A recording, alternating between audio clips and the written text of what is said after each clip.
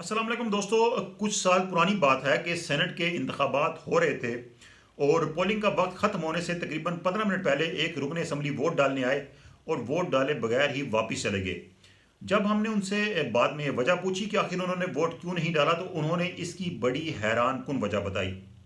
Senate इंतखाबात में वोटों का लेन देन कैसे होता है, इसके अलावा अपोजिशन किसी बड़ी सियासी शख्सियत को ऐवान में लाना चाह रही है और आसिफ अली जरदारी अपनी एक बड़ी सियासी गलती का अजाला करना चाहते हैं।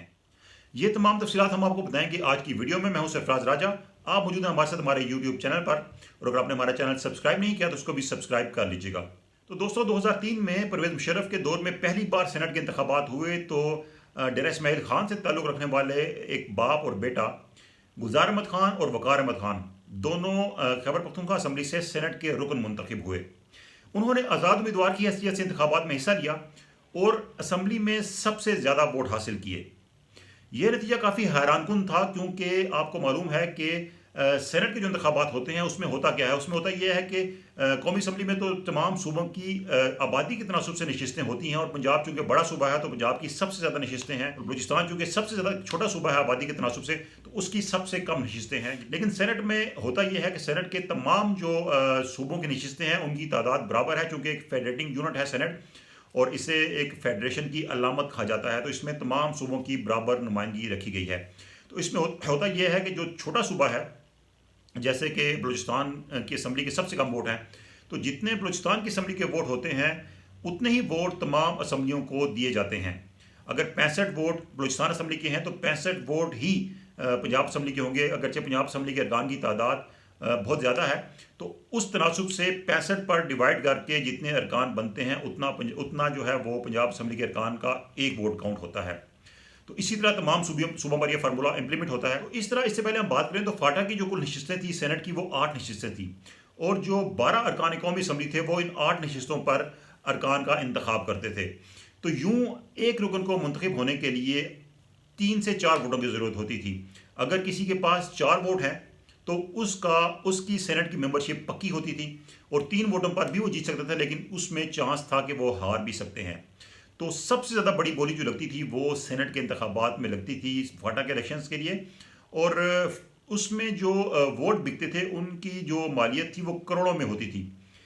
माजी में जो हमने इस हवाले से देखा है कि माजी में एक एक वोट 15-15 करोड़ का भी बिका है। इस वाले से हमने एक बार बात की थी। इस फाटा के ही एक अहम रहनुमा थे जिनका अब इंतकाल हो चुका है, वफाकी वजीर भी रहे हैं, मेंबर कौमी असम्बली भी रहे हैं। उनसे हमने जब बात की तो उन्होंने हमें कहा कि आपके यहाँ जब आप कोई दुकान वगैरह किराए पर लेते हैं तो उसकी एक अलग से कीमत अदा करते हैं जिसको पगड़ी कहा जाता है। तो वो ये कहते हैं कि जब हमारे इलाके में जो हम सेनेट के उम्मीदवार से पैसे लेते हैं वो दरअसल एक पगड़ी होती है और जो उससे वसूल की जाती है। और सेनेट के इंतखाबात जब होते थे तो फाटा के अरकान का बाकायदा तौर पर इस हवाले से एक बाजार आप कहने लगता था। तो उस वाले से जैसा कि हमने आपको बताया कि 4 वोट चाहिए होते थे तो होता ये था कि बाज़ औक़ात 4 जो अरकान होते थे वो खुद मिलकर एक पैकेज डील करते थे जो अरकान कौमी असम्बली यानी वोटर थे उनके साथ। और बाज़ औक़ात ये भी होता था कि जो 4 वोटर हैं यानी कि अरकान कौमी असम्बली फाटा के वो भी एक पैकेज डील करते थे किसी भी 4 उम्मीदवारों के साथ और उस पैकेज डील के तहत उनको वो वोट दिए जाते थे और पगड़ी जैसा कि हम बता रहे हैं वो वसूल की जाती थी। अच्छा, अब हमने आपसे एक बात की थी कि एक रुकन जो कि वोट डाले बगैर वापस चले गए थे उनका ताल्लुक फाटा से था और उन्होंने हमें बताया कि जब वो वोट डालने आए थे उससे पहले जो उनकी डील हुई थी जिस उम्मीदवार को वोट देने की, जितने पैसे उनको उस उम्मीदवार ने ऑफ़र किए थे उनके मुखालिफ उम्मीदवार ने उनको उससे ज़्यादा पैसे ऑफ़र किए वोट ना डालने के और वो वोट डाले बगैर ही वापस चले गए। और इससे क्या हुआ था, इससे नतीजा उलट हो गया था और वो उम्मीदवार उनके वोट ना डालने की वजह से जीत गया था जिसने उनको पैसों की ऑफ़र की थी। तो इस तरह की सूरत हाल होती रही है माजी में, हमने जिसको खुद अपनी ऑब्जर्व किया था। तो इस हवाले से हम देखें कि बलूचिस्तान और खैबर पख्तूनख्वा भी वो सूबे रहे हैं जहाँ पर वोटों का लेन देन ज़्यादा होता रहा। उसकी वजह यह कि खैबर पख्तूनख्वा में भी जो वोटों का मार्जिन है वो कम इस लिहाज से है कि वहाँ पर कम जो मेंबर है उनका एक वोट काउंट होता है और बलूचिस्तान में तो एक मेंबर का एक वोट काउंट होता है। तो इस हवाले से माजी में हमने जो अपसेट देखे हैं वो खैबर पख्तूनख्वा में देखे हैं या बलूचिस्तान में देखे हैं जहाँ पर बाज़ औक़ात किसी सियासी जमात का या बाज़ औक़ात आज़ाद उम्मीदवार आज़ाद हैसियत में इंतखाबात जीतते रहे हैं जबकि वहाँ पर पॉलिटिकल पार्टीज़ के अपने उम्मीदवार थे जो कि इंतखाबात हार जाते रहे हैं।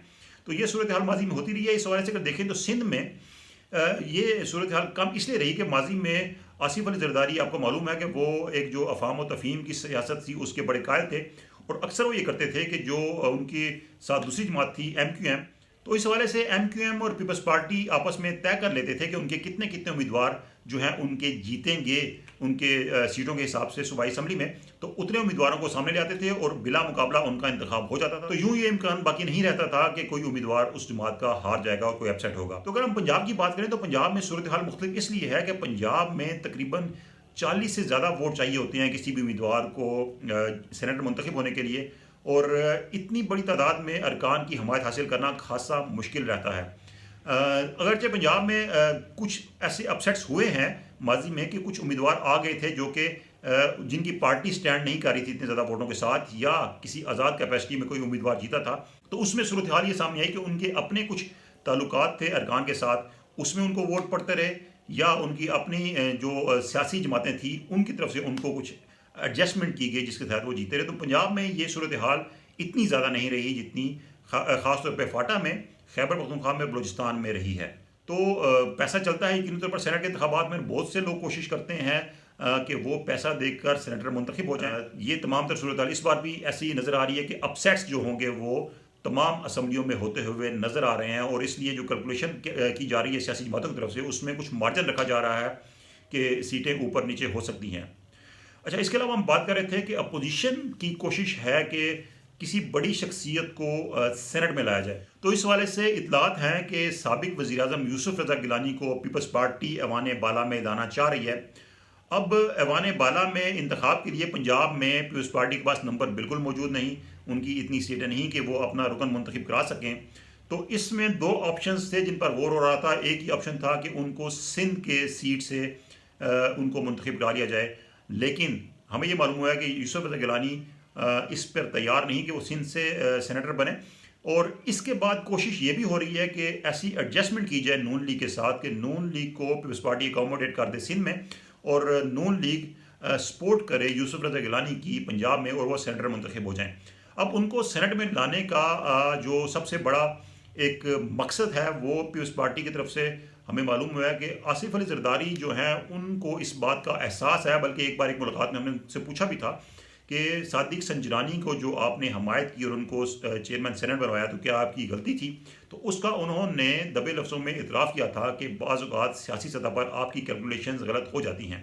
यानी कि उनको एहसास है इस बात का कि जो उन्होंने नून लीग की मुखालफत के लिए और नून लीग का चेयरमैन ना बनाने के लिए सादिक संजरानी की हमायत की थी, वो उनका दरअसल डिसीजन ठीक नहीं था, और अब वो चाहते हैं कि इस चीज़ का अजाला भी हो और अपोजिशन का सेनेटर जो है वो एक बार फिर चेयरमैन बने सेनेट का। अभी जो नताइज मुतवक्के हैं उसमें अपोजिशन और हुकूमत की जो नशिस्तें हैं उसमें मार्जिन काफ़ी कम है, 1 या 2 सीटें अपोजिशन से हुकूमत की ज़्यादा हो सकती हैं। तो अब कोशिश अपोजिशन की यही है कि वो हुकूमती इत्तेहादियों के साथ भी एडजस्टमेंट करे, और कुछ नाराज़ अरकान से भी राब्ते में हैं अपोजिशन जमातें, और अपने तमाम मुतफ़िका तौर पर उम्मीदवार लेके आएँ ताकि सीटों को अपनी बढ़ा सकें जिस कदर भी हो सके सेनेट में। और टारगेट यही है कि वो अपना चेयरमैन लाएँ ताकि आइंदा 3 साल के लिए सेनेट पर जो है वो अपोजिशन का जो गलबा है वो रहे। तो इस हवाले से यूसुफ रज़ा गिलानी को लाया जा रहा है ताकि उनको चेयरमैन सेनेट बनाए, क्योंकि आसिफ अली जरदारी समझते हैं कि यूसुफ रज़ा गिलानी का एक प्रोफाइल काफ़ी हाई है, साबिक वज़ीर-ए-आज़म रह चुके हैं, और एक ऐसे पॉलिटिशियन है जिनका अपोजिशन की दीगर जमातें भी एहतराम करती हैं। तो वो समझते हैं कि काफ़ी मजबूत उम्मीदवार होंगे और काफ़ी बड़े उम्मीदवार होंगे चेयरमैन सेनेट के लिए, तो उनको लाने की कोशिश की जा रही है कि उनको सेनेट में लाया जाए और चेयरमैन मुंतखब कराया जाए।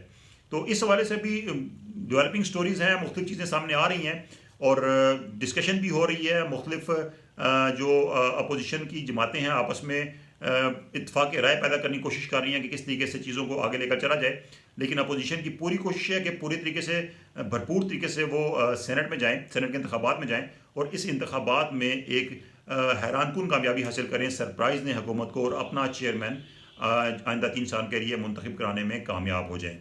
तो दोस्तों ये थी आज की वीडियो, उम्मीद आपको अच्छी लगी होगी। सेनेट के हवाले से मजीद जो अपडेट्स आती रहेंगी वो आपके साथ शेयर करते रहेंगे। आज की हमारी वीडियो आपको अच्छी लगी हो तो दोस्तों के साथ शेयर कीजिएगा, हमारी वीडियोज़ को लाइक कीजिएगा और कमेंट्स में अपना फीडबैक ज़रूर दीजिएगा। अल्लाह हाफिज़।